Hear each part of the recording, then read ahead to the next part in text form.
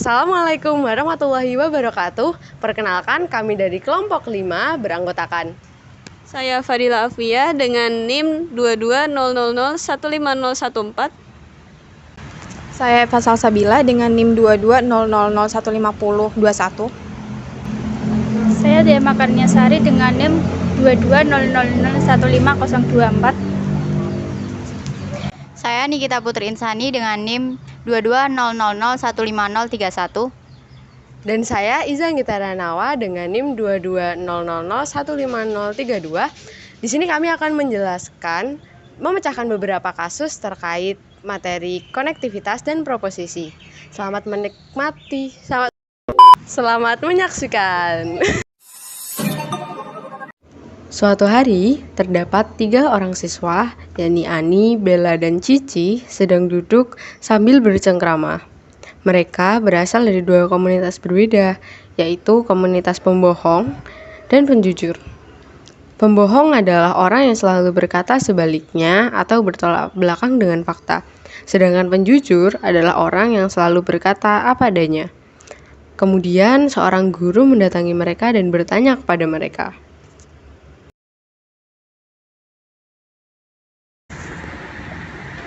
Selamat pagi anak-anak. Pagi, Bu. Oke, hari ini saya ingin mengetes kejujuran kalian. Saya ingin tahu apakah kalian seorang penjujur atau pembohong. Mulai dari kamu, Ani. Apakah kamu seorang penjujur atau pembohong? Maaf, Ani, saya nggak dengar. Bella, apa kamu dengar tadi Ani bilang apa? Tadi Ani bilang dia orang jujur, Bu. Jangan percaya sama Bella, Bu. Bella tuh pembohong. Dari situasi yang terjadi, kita dapat menggunakan pengandaian untuk menentukan siapa penjujur dan siapa pembohong.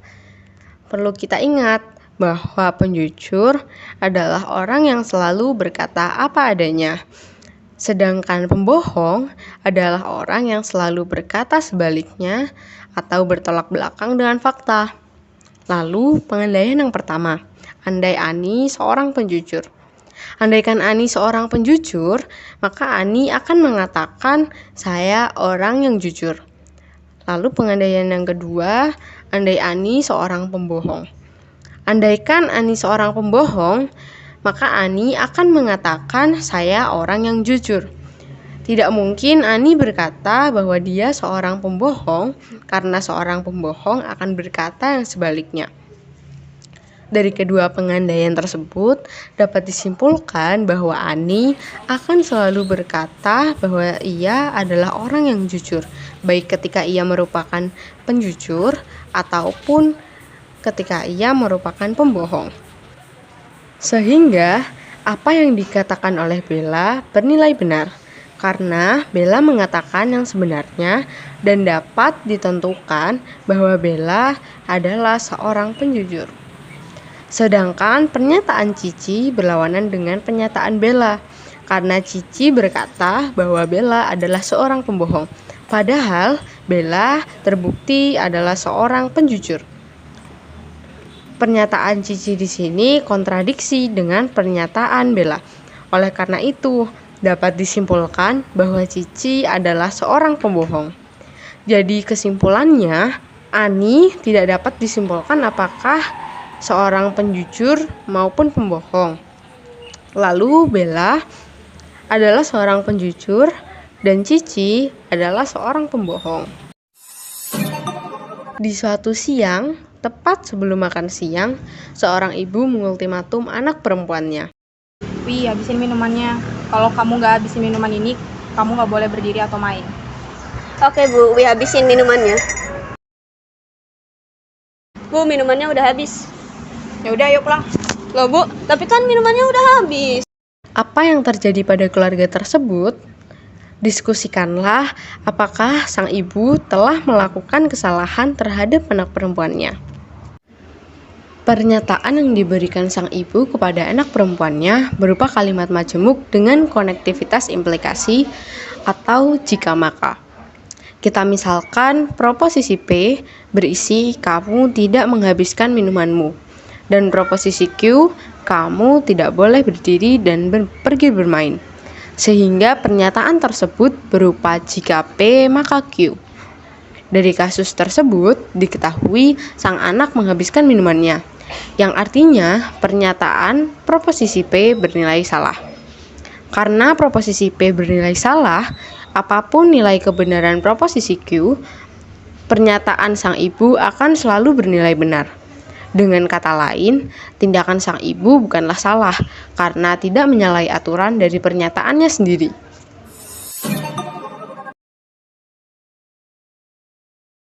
Pada suatu TKP, seorang polisi menahan 3 tersangka pembunuhan seorang guru. 3 orang tersangka tersebut ialah Ani, Cici, dan Bella. Ketiganya mengaku tidak pernah membunuh korban. Kemudian polisi mendatangi mereka satu persatu. Bukan Bu, korban adalah teman Cici dan Bella tidak menyukai korban, jadi pelakunya mereka berdua. Bukan saya, Bu. Waktu itu saya sedang berada di luar kota. Lagi pula saya juga tidak mengenal korban. Kalau begitu, berarti Bella pelakunya. Bukan Bu. Waktu itu saya lihat Ani sama Cici ada bersama korban di hari pembunuhan. Pasti pembunuhnya itu antara Ani dan Cici, Bu. Sang polisi pun bingung. Bagaimana ia bisa menemukan siapakah pelaku pembunuhan guru tersebut? Dapatkah pembunuh tersebut ditemukan? Jika salah satu dari 3 tersangka adalah bersalah, 2 orang tidak bersalah lainnya berkata jujur, tetapi pernyataan orang bersalah bisa bohong dan bisa jujur. Untuk menyelesaikan kasus tersebut, kita tuliskan terlebih dahulu petunjuk yang kita miliki. Pertama, Ani berkata korban adalah temannya Cici, dan Bella tidak suka pada korban. Kedua, Cici berkata bahwa ia tidak kenal dengan korban, dan ia sedang berada di luar kota saat kejadian tersebut. Yang artinya, Cici tidak ada di lokasi kejadian. Ketiga, Bella berkata, Ani dan Cici bersama korban saat kejadian berlangsung, dan salah satu di antara Ani dan Cici mesti pembunuhnya. Keempat, terdapat 1 pembunuh dan 2 sisanya tidak bersalah. Kelima, tidak bersalah berarti ia jujur. Keenam, jika ia bersalah, ia bisa berkata jujur dan juga bisa berkata bohong. Di sini kita tandai angka 1 untuk tersangka tidak bersalah dan angka 0 untuk tersangka bersalah. Karena ada 1 pembunuh dan 2 tidak bersalah, kita buat kolom terlebih dahulu dan menandainya dengan angka 0 jika bersalah dan angka 1 jika tidak bersalah. Pada kemungkinan 1, jika Bella bersalah atau pelakunya, kita tandai Bella dengan angka 0. Kemudian pada kemungkinan 2, jika Cici bersalah atau pelakunya, kita tandai dengan angka 0. Dan pada kemungkinan 3, jika Ani bersalah atau pelakunya, kita tandai dengan angka 0.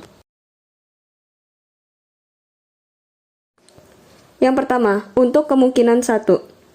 Kita buat tabel pertama dan kita beri angka 1 dan 1 pada Ani dan juga pada Cici, karena mereka selalu jujur, dan angka 1 dan 0 pada tabel Bella, karena pengandaiannya Bella sebagai pelaku. Jadi dia bisa saja bohong dan bisa saja jujur. Di sini Ani dan Cici selalu jujur. Kita lihat pada pernyataan Ani bahwa korban adalah temannya Cici, dan pernyataan Cici bahwa ia tidak kenal dengan korban saling berlawanan atau bertentangan. Sehingga tidak mungkin keduanya jujur. Maka dari itu, tabel kemungkinan 1 tidak valid. Bisa kita buang saja. Untuk kemungkinan 2, kita buat tabel kedua dengan memberi angka 1 dan 1 pada Ani dan Bella, dan angka 1 dan 0 pada tabel Cici. Karena pengandaiannya Cici sebagai pelaku, jadi dia bisa saja bohong dan bisa saja jujur. Lalu kita tandai pada baris kedua dengan 2.1 dan baris ketiga dengan 2.2. Pada tabel 2.1 terlihat polanya sama dengan tabel 1 pada baris kedua.